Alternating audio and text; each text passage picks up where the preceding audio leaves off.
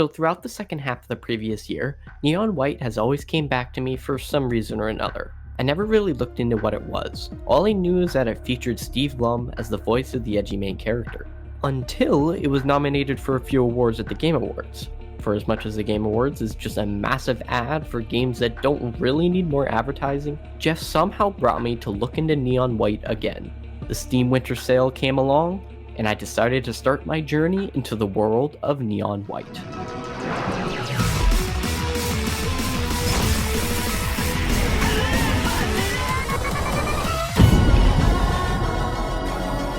Old friends, ex-lovers.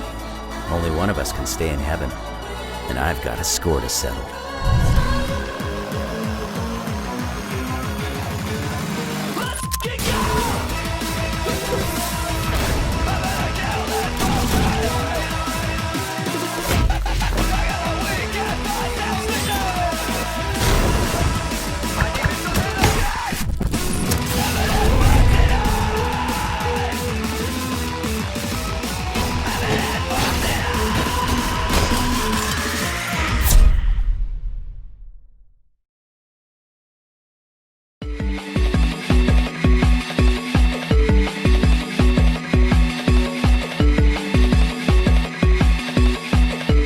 Neon White is a shooter puzzle platformer deck builder where the goal is to work out the fastest way to the end of the level. To do so, you maneuver between structures and pick up weapons that you can either shoot at enemy demons with differing damage points, or discard them for a wider range of motion abilities. Pistol gives you a second jump, the rifle makes you dash, and the Uzi makes you ground pound.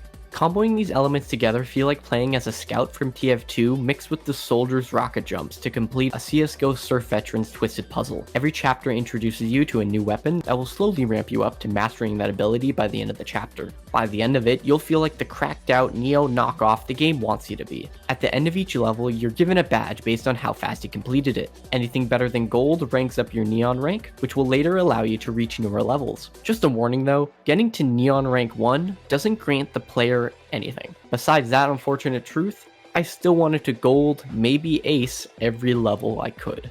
And the looming fact that I was slower than the users on my friends list motivated me more than anything. Each of the nearly 100 levels are expertly crafted by Ben Esposito and his team. Wait, Ben Esposito? The guy who developed Donut County? And apparently Sonic Dreams? Okay, these three games are on totally different edges of tone, and there's gotta be a story behind that. But that's for another day. To balance the heart-pounding speedrunner dream, the developers included a visual novel aspect. But let me tell you, for the amount of dialogue they stuffed into this, it is agonizing to get through. The colorful cast of characters are expertly voiced, but the script they were given leans way too far into anime tropes, and at times gets pretty uncomfortable. Is this good? There's something kinda exhilarating about this, huh, Mr. White? The characters are plucked straight out of a budget mangaka's first adaptation. Characters like Frat Boy, Hot Girl, Loud Girl, and the wannabe god among men.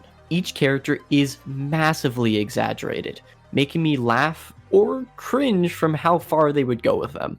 I don't think the dialogue is poorly written, it's just crossing a line that many don't want to interact with. I'm no stranger to the weebish culture, and I still got uncomfortable. After completing each level, you unlock a secret collectible on the map, which is hidden in plain sight for you to puzzle out how to nab it. These collectibles completely flip the speedrunning formula on each level, and forces you to strategize how to use your abilities. These collectibles are gifts that you can give to the characters in the lobby that unlock new conversations, flashback scenes, and gimmick-based levels that are actually a lot of fun. During my playthrough, I found all the gifts in the first half of the game. I dragged through the cringe dialogue scenes, which they luckily give you a speed-up option, and I enjoyed playing through the handful of extra levels. Then I realized that I'm replaying levels to skip an optional cutscene, which, I hope you would agree with me here, is a waste of time.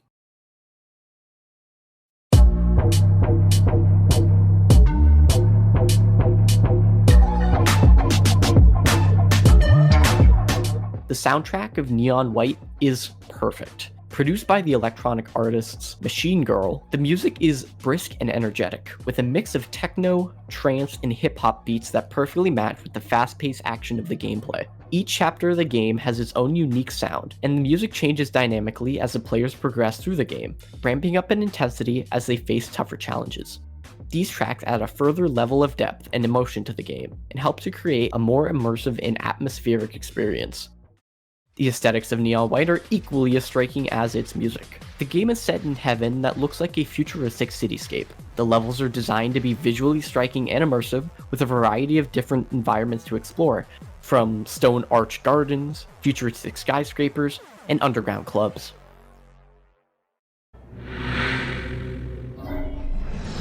Neon White is a truly impressive and innovative game that combines fast-paced gameplay with a captivating electronic soundtrack and striking neon aesthetics.